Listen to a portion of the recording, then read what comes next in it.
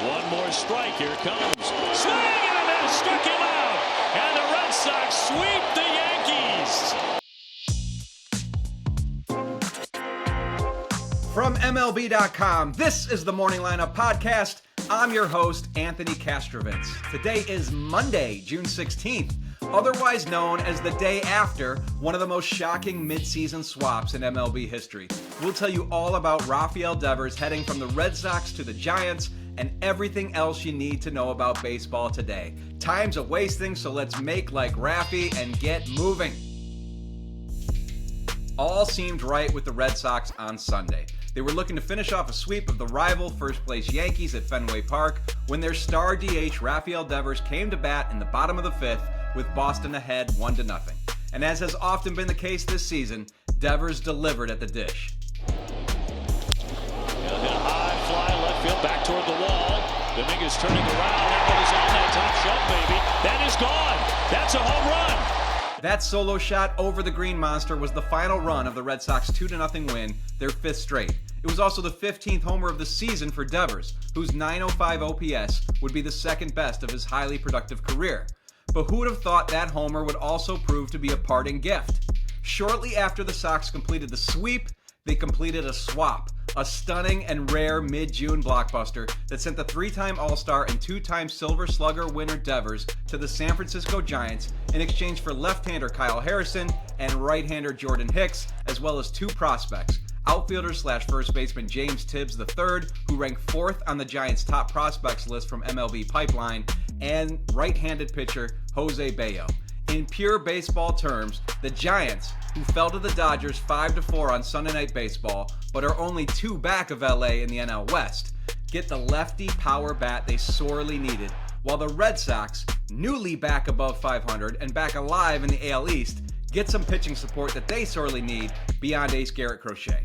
But of course, this deal was not one that emanated from pure baseball needs. It emanated from the drama that has surrounded Devers all season. The Red Sox acquired Alex Bregman as a free agent shortly after reporting to spring training, and did not exactly do a great job communicating their plans to move Devers from his position at third base to designated hitter. Devers initially balked at moving to a bat-only role, but he ultimately took it on. That seemed to work for a little while, until teammate Tristan Casas blew out his knee in April, and the Red Sox asked Devers to move to first base. Devers refused and publicly expressed frustration with the team requesting that he take up an unfamiliar position in the middle of the season. So things were not exactly rosy between the Red Sox and Devers, who is only in the second season of a mammoth 10-year extension worth more than $300 million. The remainder of which, by the way, the Giants are now taking on in full.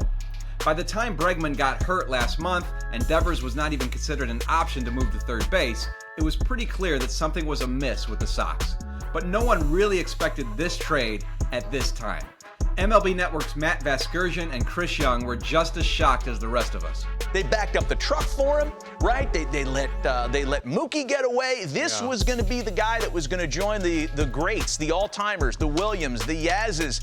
He's going to San Francisco. This was the guy that you assumed at some point in Boston he could potentially have his number up in the rafters. There will be plenty more to unpack from this deal in the coming days, weeks, and months, but for now, how's this for another dramatic twist in the Devers saga? The Red Sox travel to Oracle Park for a 3-game series this coming weekend. Bring your popcorn. Actually, no, get the Oracle Park garlic fries because they're awesome. The Giants weren't the only NL West team making major surprising news on Sunday night. Not to be outdone, the Dodgers have acquired a new starting pitcher, but not in a trade. This guy was already on their roster. He's their DH, Shohei Ohtani. Ever heard of him? Ohtani will return to his two-way role tonight when he gets the starting nod as an opener against the rival Padres at 10:10 p.m. Eastern Time, 7:10 local, in a game that will be carried on MLB Network and MLB.tv. Ohtani had been expected to have at least one more side session before returning to a game as a pitcher, but he was itching to get in a game, and the Dodgers caught everybody off guard, including, I assume, the Padres, with the announcement late Sunday night.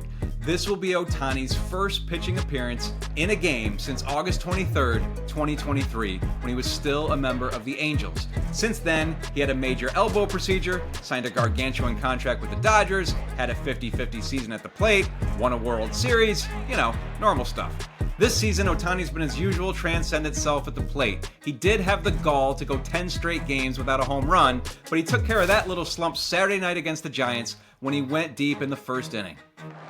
This 2-1 is clobbered to right field, way back, and way gone! Oh, and then he went deep again in the sixth.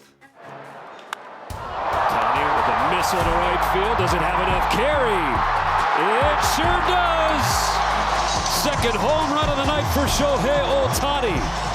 Ohtani is now up to 25 homers on the year, which is the most in the National League. It's also the most among pitchers. Now we'll see how quickly Ohtani can reclaim the form that led to a 2.84 ERA and 1.51 ERA plus in his last 3 seasons with the Angels. In a Dodgers rotation ravaged by injury, that kind of performance would be very welcome.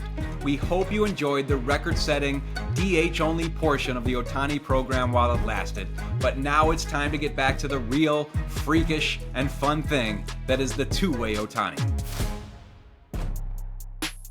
Coming up, it wasn't just baseball this weekend, it was broomball. We'll explain after the break. Mariners shortstop J.P. Crawford became a first-time father when his daughter Cora was born 6 months ago, and he celebrated his first Father's Day in grand fashion. Next pitch to Crawford. Fly ball, right field, back, gone! First Father's Day grand slam, J.P. Crawford! That granny paved the way to the M's beating the Guardians 6-0 to complete a weekend sweep, and there was a lot of that going on Sunday. While dads were breaking out the ties, teams were breaking out the brooms. There were 9 total sweeps completed Sunday, also including Red Sox over the Yankees, A's over Royals, Rays over Mets, Astros over Twins, Orioles over Angels, Phillies over Blue Jays, Marlins over Nationals, and Rangers over White Sox. There were many great moments within those wins, but the strangest definitely belonged to Rangers rookie Kumar Rocker, who kept his scoreless start intact in a 5th inning that included drinking 3 small bottles of pickle juice, the last of which resulted in a mound visit charge to a ball boy.